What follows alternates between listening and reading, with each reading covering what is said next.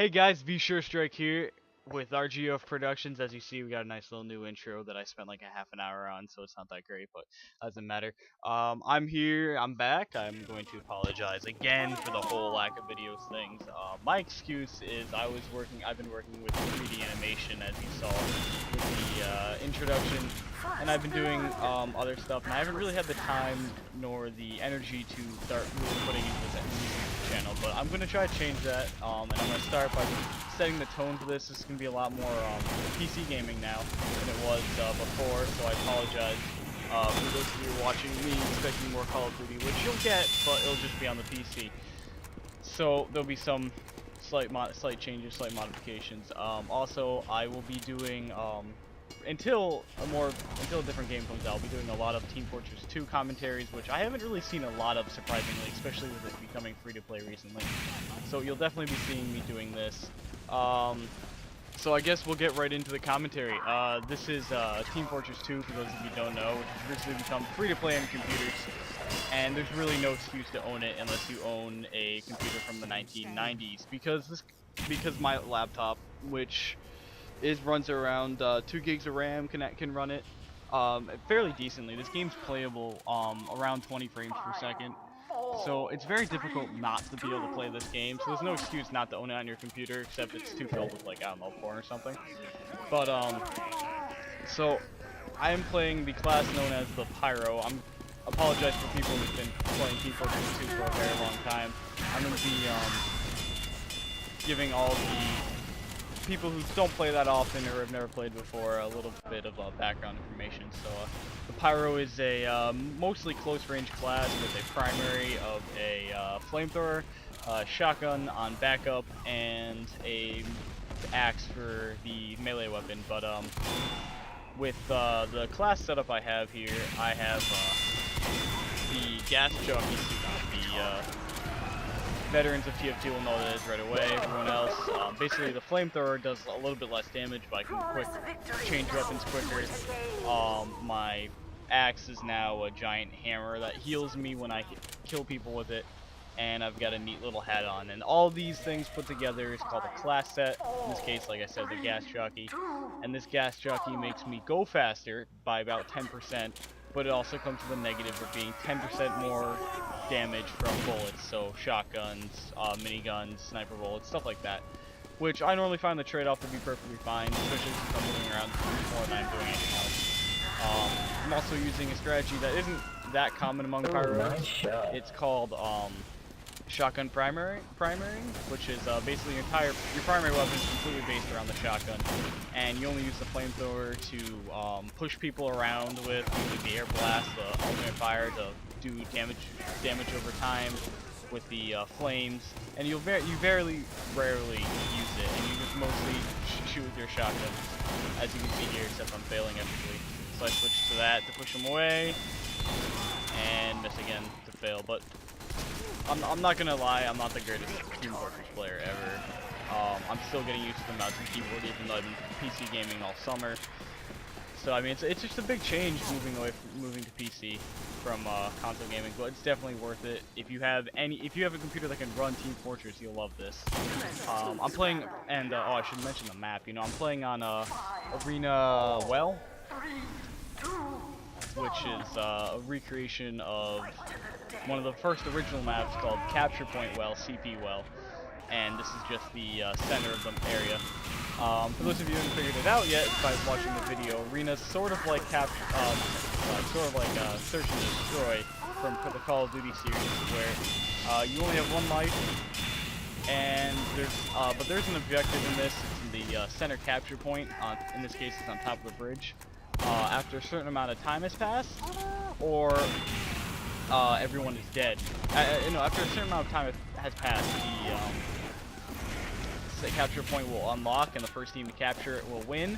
But the teams can also win by eliminating the entire enemy players. So yeah, that's the basics of the Team Fortress. What's happening on right now. I want to know your opinions on this. It's more something I really want to push. Like, do you guys want to see more of this? Do you think it's a good idea? Do I talk too much and you just want to see me kick ass? I mean, it's up to you. And I really am looking forward to get your feedback and I just got fucking killed right there. So I'm gonna skip through this, but so I'm really looking for your feedback. I want to know what you guys want, what you guys need. I feel like I talk too much, but maybe that's just me. So yeah, that's all off on my checklist. I got like a little checklist next to me, just making sure I've got all the things described. And that's everything got down on my checklist. So I'm just gonna run through. I guess I'll do a basic commentary. As I said before, what I'm using is the shotgun primary strategy, where I'm mostly concentrating on using my shotgun. So right there you saw me get that really easy quick kill. I mean, it was only 2 shots, and I maybe did 8 damage to the guy, and I got the free kill. So that gave me the crits, which is from first blood kill in arena, which allowed me to kill that spy that was unfortunately on fire. And there, I'm just taunting for no reason. So I called for a medic, and unfortunately he got taken out. And when I went to go chase him down, I kind of ran into one of the gas jockey's big weaknesses, which is the pepper gun, the scatter. Why am I forgetting? The shortstop. That's the one it's called. The shortstop. It deals a high amount of damage on top of the fact that the extra 10%. So the gas jockey really falls short with that. So I shouldn't have chased after him there, but I chose to anyway. One of the things I've noticed actually from recent playing is I don't notice, and I apologize if it's hard for you guys to watch the video because of it, but I seem to jerk around a lot when I'm playing. Like my snap, I have a pretty heavy snap.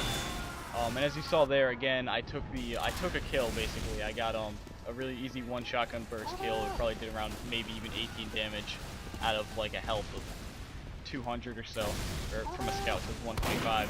Only did around 18 damage, and that gave me the first blood crits, which allowed me to take out the charging demo knife. Here I recently learned from my mistakes, and I tried to back up to avoid the scout because I didn't want to die again, and unfortunately I backed into a spy, which for some reason he didn't go for me, he went after my medic. I mean, he didn't go after my medic, he went after me. So I guess in the long run it was good because we won. No issues there. And we'll head into the next round here. I'm trying to remember which round is this. As you see, I spam with my shotgun a lot. It's just because in arena, it's very difficult to get health. So even taking 5-6 damage off of someone in the beginning of the match, if they don't have a medic, or if they don't use the medic to bother to heal him, it can add up. Here's one of the points where I just said to hell with it, and I just switched my flamethrower to burn away because I missed 2 point-blank shotgun shells. I'm loving this medic. This guy, he's followed me around. I don't remember his name, but he's saved me about 3 or 4 times already this match, so I'm very thankful for him. I should talk about target priorities, especially in an arena or something. You always want to try to hit the medic first. You should have seen it back maybe 3 minutes ago or so when I was uber charged by the medic, which means I'm invincible for 8 seconds or so. I was faced with a Pyro and a medic. I actually ran past the Pyro to make sure I killed the medic before I turned on the Pyro and finished him off. That's because medics, especially in arena, are a very high value target, and you really want to take them out first. Now after medics, I would say you want to take anything out that's endangering you, or a high value teammate on your side as like a medic. Does that even make sense? I don't even know. What time is it? Yeah, it's 10 o'clock at night. I have an excuse if this doesn't make sense, right? So that poor scout kind of got caught on the wrong side of things, and I finished him off with a couple shotgun shells. Now, if you see right there, I don't know if you can see it well enough, but my name was actually on that Pyro's name. It's a spy disguising as me. So I kind of knew I'd try to burn him to kill him, or else he's probably going to backstab one of my teammates, which would have stunk. Also, Pyros, tip, you have a compression blast for a reason. That's the right mouse button, that's the right click. If you see a teammate's on fire, please use it. And anyway, I just realized I talked myself to the end of the video. I apologize if it's a bit of a talkie. But, this is Strike out. Peace, guys.